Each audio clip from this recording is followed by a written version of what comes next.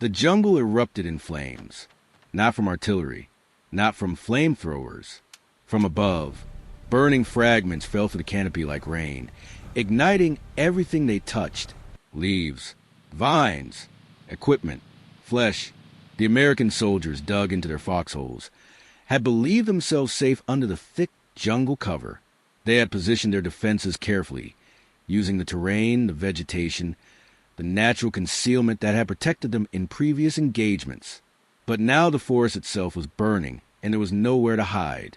Men scrambled from their positions, abandoning cover, running into the open where Japanese riflemen waited. It was a trap, and the fire was a bait. The mortar rounds kept falling, each one bursting overhead, scattering incendiary fragments in wide arcs. The Americans called it hellfire. The Japanese called it something simpler: fire rain. If you believe stories like this shouldn't vanish with time, subscribe. Let's keep their memory alive together. It was January 1944, and the war in the Pacific had reached New Guinea. The jungle fighting there was unlike anything either side had experienced before. Dense vegetation reduced visibility to meters. The heat and humidity were suffocating. Disease killed as many men as bullets, and the Japanese defenders, pushed back island by island, had become experts at using the terrain to their advantage. They did not fight in open battle. They built concealed positions, fortified bunkers, interconnected tunnels. They waited in the jungle for the Americans to advance, then struck from ambush, inflicting casualties and melting back into the vegetation before counterfire could be effective. American forces, advancing through this nightmare terrain, relied heavily on firepower to neutralize Japanese positions. Artillery could clear wide areas but often could not penetrate the jungle canopy. Airstrikes were effective when they could be coordinated, but the dense foliage made target identification nearly impossible. Flamethrowers worked at close range but required troops to advance within meters of enemy positions, a costly proposition. The Americans needed something that could reach into the jungle through the canopy and force the Japanese out of their concealed positions. Something that could turn the enemy's greatest advantage, the jungle itself, into a liability. The Japanese faced the opposite problem. They were outnumbered, outgunned, and cut off from resupply. Their artillery was limited, their ammunition stocks dwindling, but they had something the Americans did not expect: ingenuity born of desperation, and a willingness to improvise with whatever materials were available, regardless of how unconventional the solution might be. Lieutenant Tanaka Yoshio was an ordnance officer with the Japanese 18th Army, stationed near Wewak on the northern coast of New Guinea. His background was unusual for a frontline officer. He had studied engineering at Tokyo Imperial University before the war, specializing in ballistics and propulsion systems. He had been recruited into the Army's Technical Services Division, tasked with maintaining and repairing weapon systems.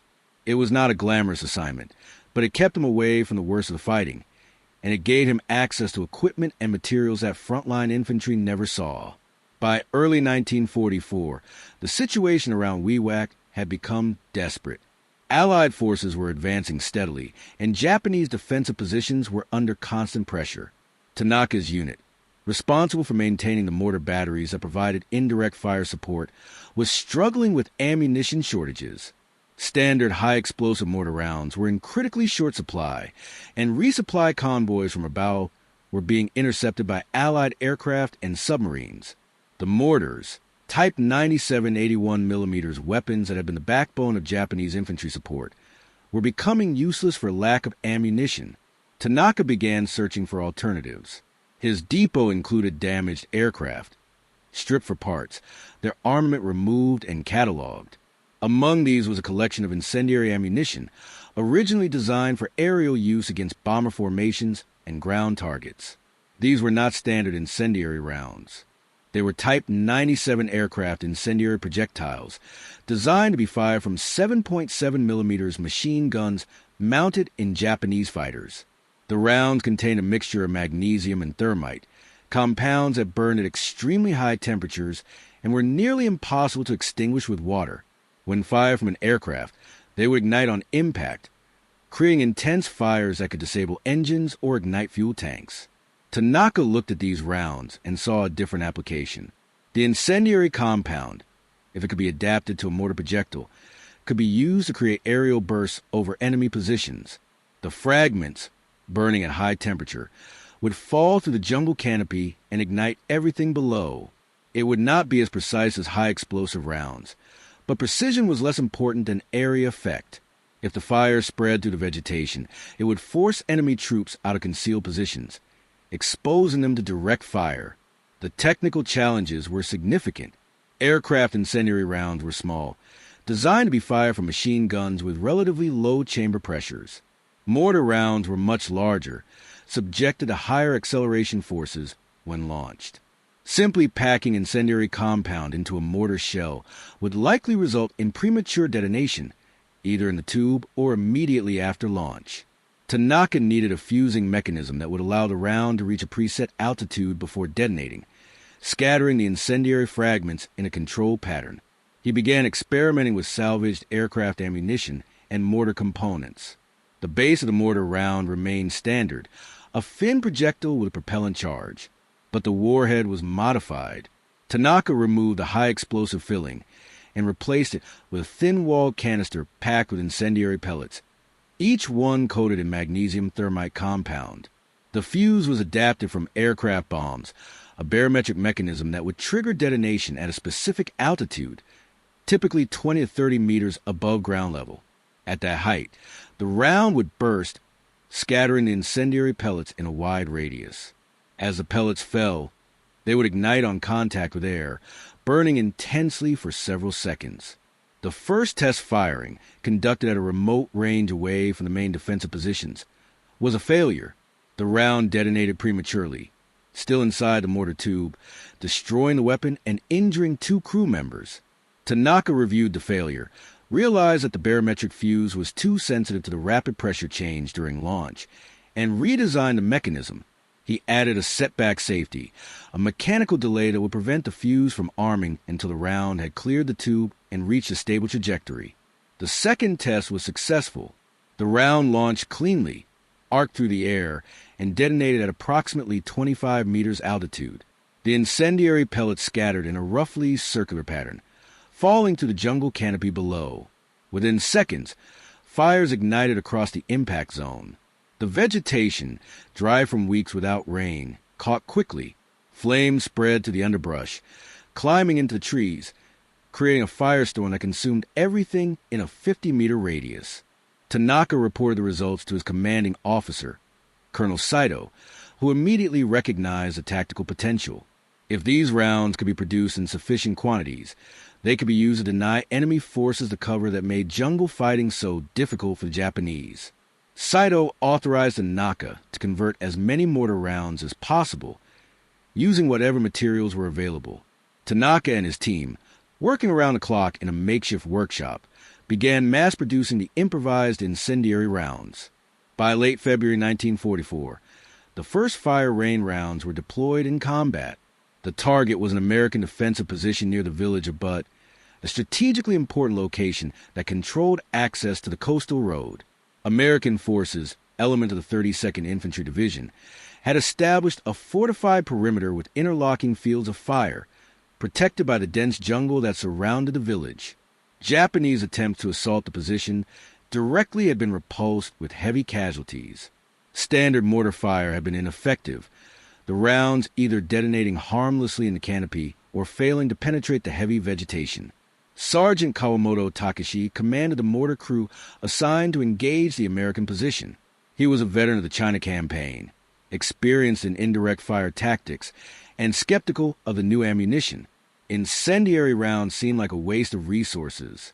High explosive was what killed infantry, not fire. But orders were orders, and Kawamoto had learned not to question his superiors. His crew set up their Type 97 mortar in a concealed position approximately 800 meters from the American perimeter. The weapon was positioned on level ground, elevated to achieve the necessary trajectory, and loaded with the first fire rain round.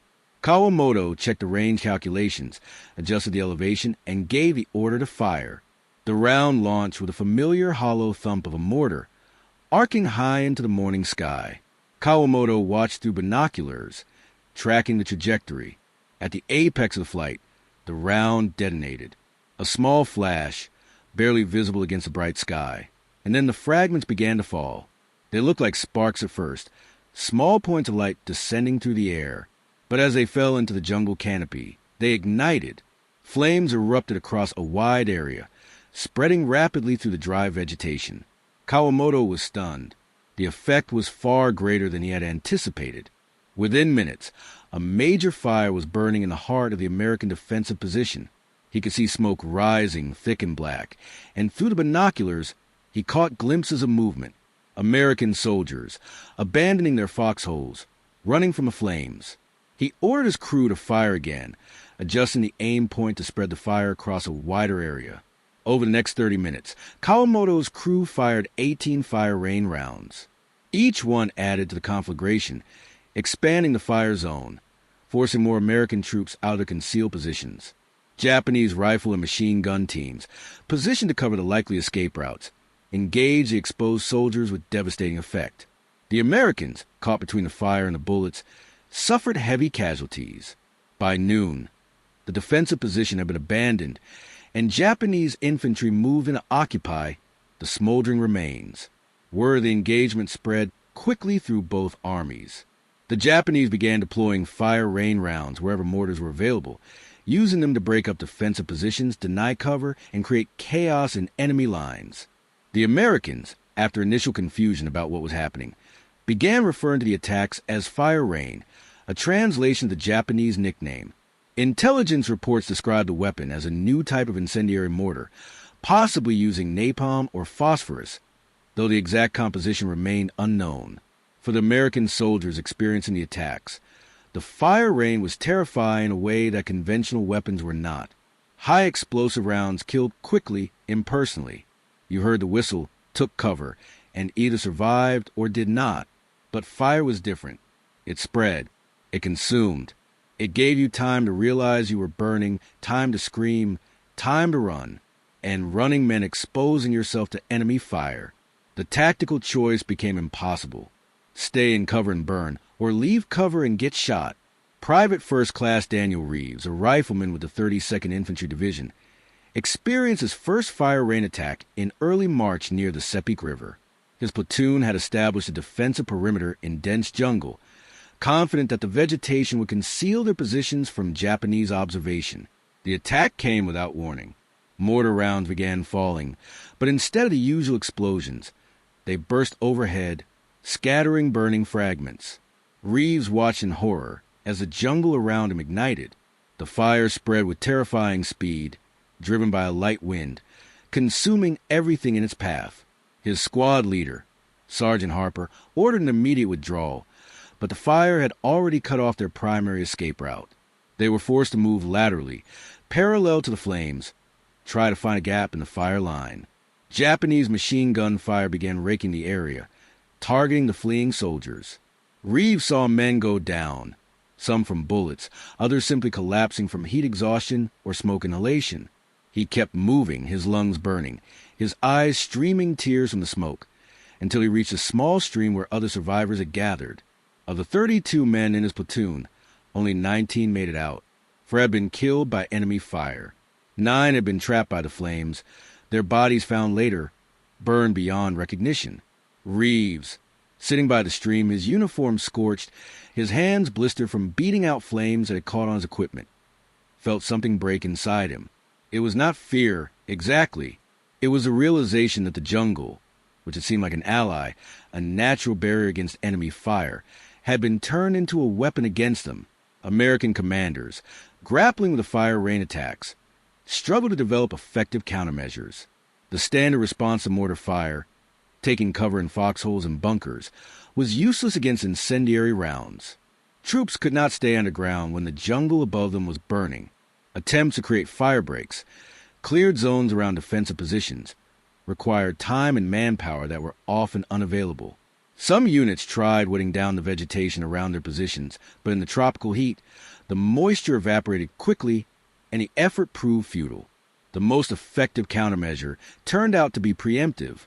If American forces could locate the Japanese mortar positions before they fired, artillery or airstrikes could neutralize them. But the Japanese, aware of this vulnerability, became expert at concealment and rapid displacement. They would fire a few rounds, then immediately relocate, making counter-battery fire ineffective. The fire rain attacks continued through March and into April, disrupting American operations, slowing advances, and inflicting steady casualties. But the weapon had limitations. The improvised incendiary rounds required significant time and resources to produce. Tanaka's workshop, despite working continuously, could only manufacture a few dozen rounds per week. The magnesium-thermite compound was in limited supply, salvaged from aircraft ammunition, and once those stocks were exhausted, production would halt. The fusing mechanisms were unreliable, with a failure rate of nearly 20%. Some rounds detonated too early, wasting their effect. Others failed to detonate at all, landing intact and posing a hazard to Japanese troops who might advance through the area. And the fire itself was unpredictable. In dry conditions, it spread rapidly, creating effects beyond what the Japanese intended. In wet conditions, particularly during the monsoon season, the fires would not spread at all, limiting the weapon's effectiveness to the immediate impact zone. Japanese commanders had to carefully assess weather conditions before authorizing fire rain attacks, and even then, the results were inconsistent.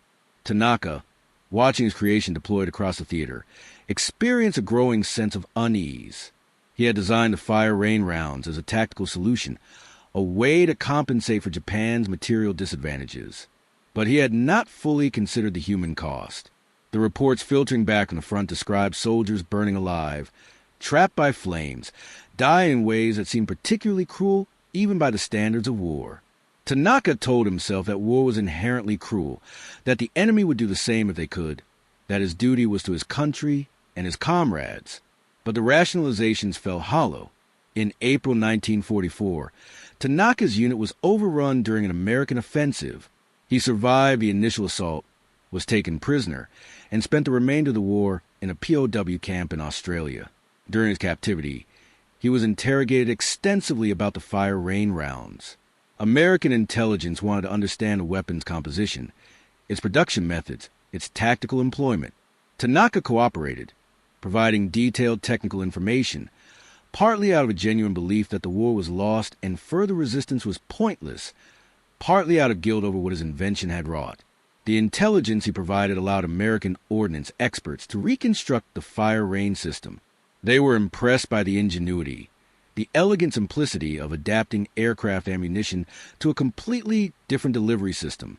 But they also concluded that the weapon was too resource-intensive and unreliable to be worth replicating. By mid-1944, American forces had access to more effective incendiary weapons, including napalm bombs that could be delivered by aircraft with far greater precision and payload. The fire rain, as a tactical innovation, was rendered obsolete by superior technology, but its impact on the soldiers who experienced it endured. Daniel Reeves, who survived the war and returned to his home in Ohio, carried the memory of that March morning for the rest of his life. He would wake at night, smelling smoke that was not there, feeling heat that existed only in his memory. He never spoke about it publicly, never shared the details with his family. But in private conversations with other veterans, men who had fought in the same theater, he would sometimes mention the fire rain, and they would nod in understanding, knowing exactly what he meant. The Japanese soldiers who fired the fire rain rounds carried their own burdens. Sergeant Kawamoto, who commanded the first combat deployment, survived the war and returned to Japan to find his home city destroyed by American firebombing. The irony was not lost on him. He had used fire as a weapon, and fire had been used against his people. He spent his remaining years working in reconstruction, helping to rebuild what the war had destroyed, and he never spoke about his wartime service. Lieutenant Tanaka, released from the POW camp in 1946, returned to Japan and resumed his engineering career. He worked on civilian projects, bridges and roads, deliberately avoiding any connection to military technology. He married, had children, and lived a quiet, unremarkable life. But in his private papers, found after his death in 1982, was a detailed journal describing the development of the fire rain rounds. The entries were clinical, technical, focused on the engineering challenges. But the final entry dated April 1944, just days before his capture, was different. "I have created something that burns men alive," Tanaka wrote. "I justified it as necessary for the defense of our positions, for the survival of our troops. But necessity does not absolve me. I have added to the sum of human suffering, and I will carry that knowledge until I die. If there is a judgment after death, I will have no defense to offer." The fire rain rounds represented a particular type of wartime innovation, born not from long-term research and development, but from immediate necessity. They were improvised, unreliable, and ultimately supplanted by better technologies.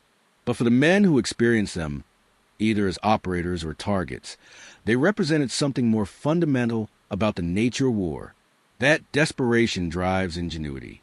That scarcity forces adaptation.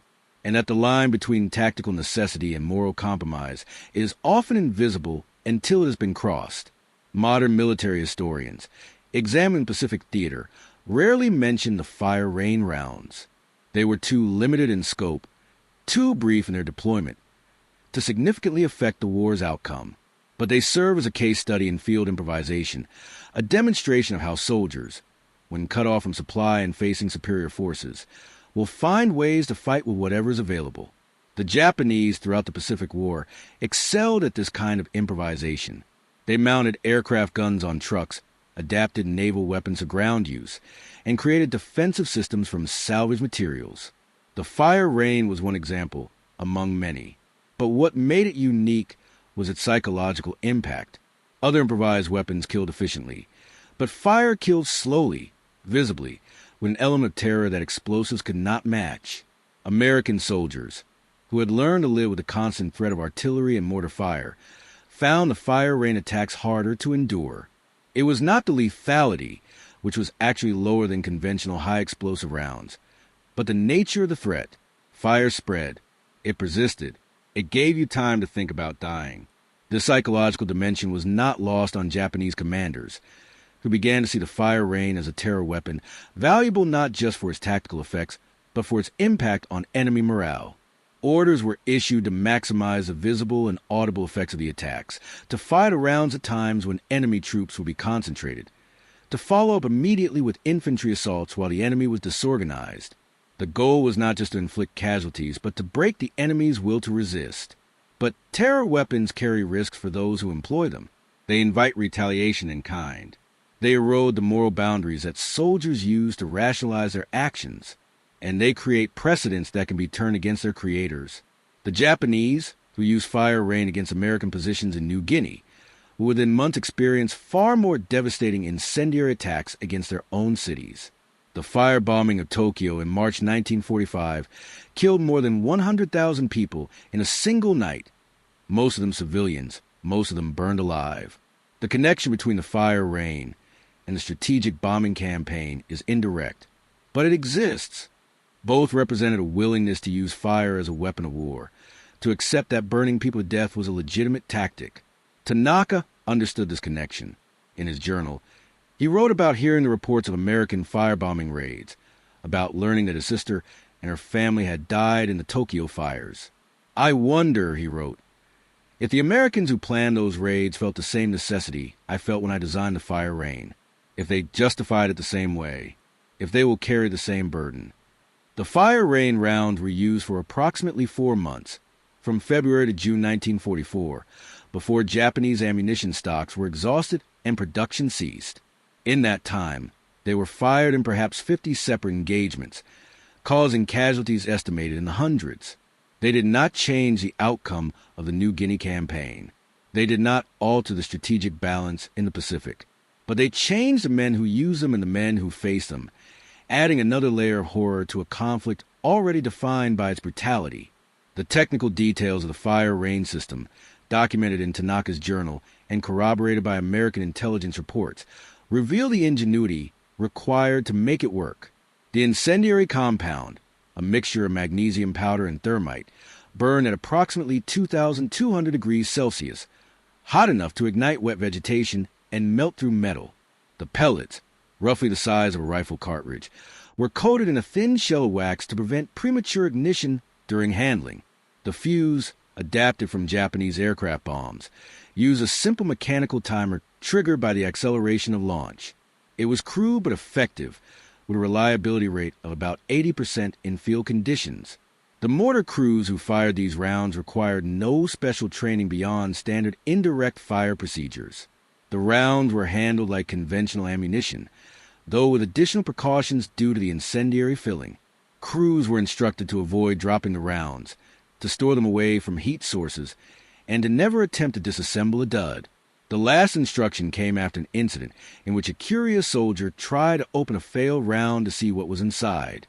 The resulting explosion killed him and 2 others, and burned 3 more so severely that they died within days. American efforts to counter the fire rain focused initially on protective measures. Units were ordered to clear vegetation around defensive positions, to maintain water supplies for firefighting, to prepare rapid evacuation routes. But these measures were only partially effective. Clearing vegetation required time and effort, alerting the Japanese to the location of defensive positions. Water was scarce in many areas, and what was available was needed for drinking. Evacuation routes could be blocked by fire or covered by enemy gunners.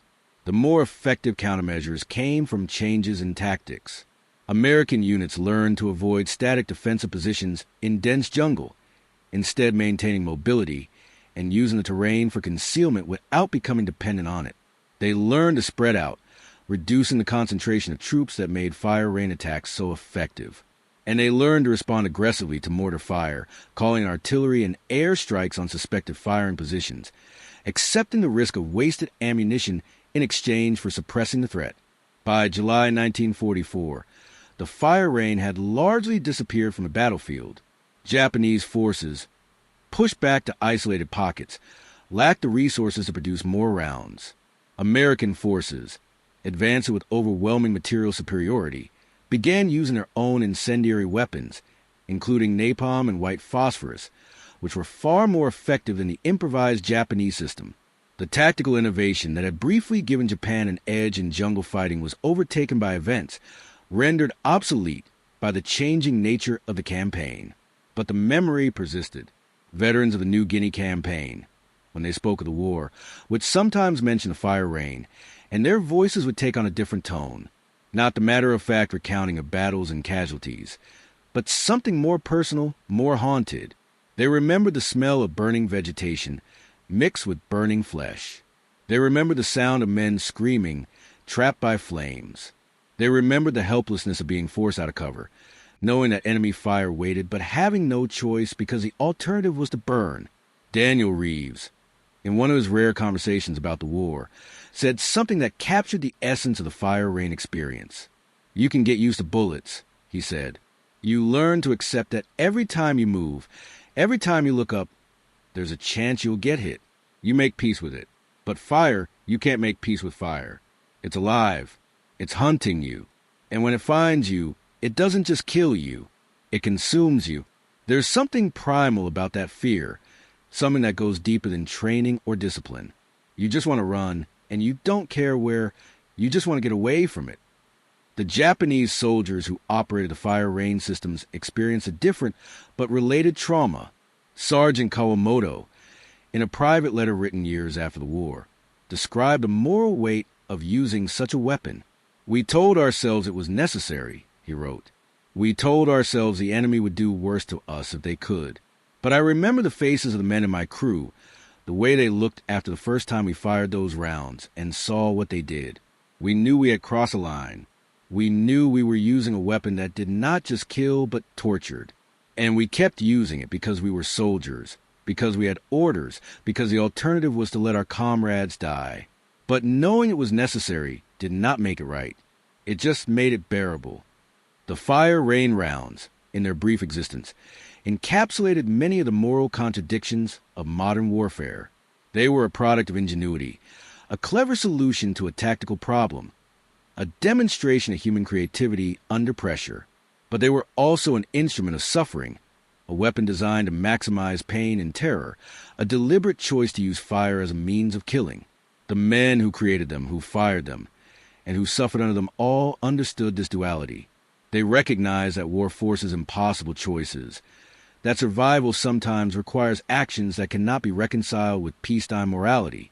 Lieutenant Tanaka's final journal entry, written just before his capture, included a paragraph that has been quoted in several historical analyses of the Pacific War. "I am an engineer," he wrote.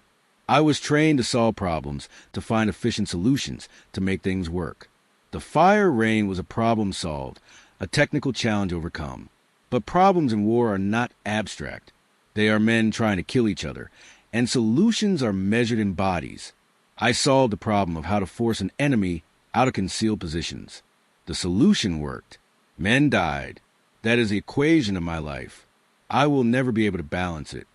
The fire rain is largely forgotten now, a footnote in the history of the Pacific War, mentioned briefly in technical analyses of improvised weapons, but absent from most general histories. The men who experienced it are gone, and the physical evidence, a few recovered mortar rounds preserved in military museums, tells little about what it meant to live through those attacks or to participate in them. But the story matters because it reveals something essential about war that official histories often obscure. That innovation is not always heroic.